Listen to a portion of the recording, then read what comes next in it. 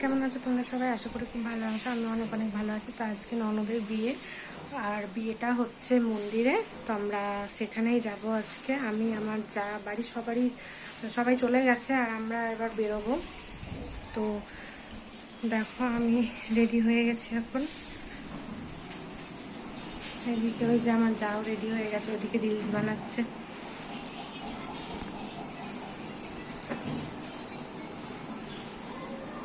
দেখো আমার ফুল লুক কেমন লাগছে তোমরা অবশ্যই কমেন্টে জানিও। আর চলো মন্দিরে গিয়ে দেখো তোমাদের সাথে দেখা হচ্ছে, আবার ব্লগটা কন্টিনিউ করব। তো আশা করি তোমাদের খুব ভালো লাগবে। চলো। আর আজকে আমাদের সাথে জানো একটা বড় গোলমিল হয়ে গেছে। তো আমাদের মানে আমরা যে মন্দিরটা গেস করেছিলাম আর কি, তো সেই মন্দিরটা নয়, পরে ফোন করে জানতে পারলো অন্য মন্দির।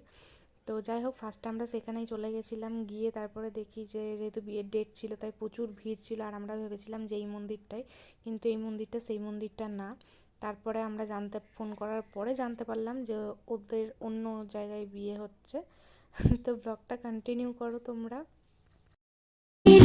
স্বপ্ন আশা আজকে পেল সে ভাষা, এই সুখেরই লগনে সত্যি হলো যে দুজনের ভালোবাসা, দুজনের ভালোবাসা। তো দেখো মন্দিরের ভেতরটা এতটাই সুন্দর, মানে মন্দিরের ভেতরটাতে পুরো একদম ঠাকুর সাজানো আছে, আর সব ঠাকুর ওখানে ছিল। তো আমার দেখে এত ভালো লাগলো, তাই একটা ছোট্ট ক্লিপ মানে নিয়েছি আমি।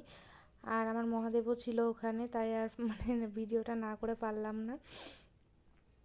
তা গিয়ে দেখছি আমরা যে বিয়ে কমপ্লিট হয়ে গেছে। তা এতটাই মানে মনটা খারাপ হয়ে গেছিলো যে ভিডিওটা যতটুকু পেরেছি অল্প একটুখানি করেছি। আর কিছু বুঝতে পারিনি তো, পুরো অন্য রুটটা আলাদা ওইদিকে।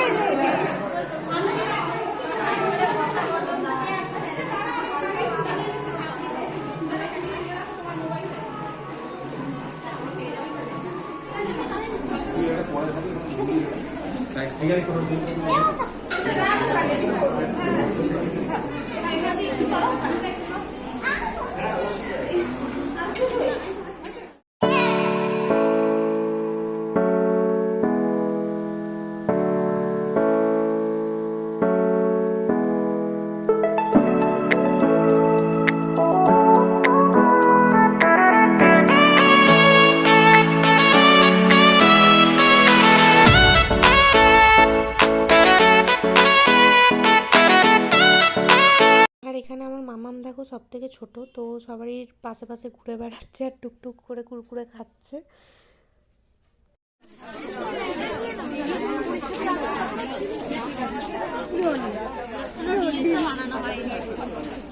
বিয়েই দেখতে পেলাম না, রিলস বানিয়ে কি করবি? আর বিয়ে ঘরে থাকলে কি করবে বলো? বলো কিছু। ঘরে রিলস বানাচ্ছিলে, ওই জন্য তোমরা বিয়ে দেখতে পেলে না, লেট হয়ে গেল।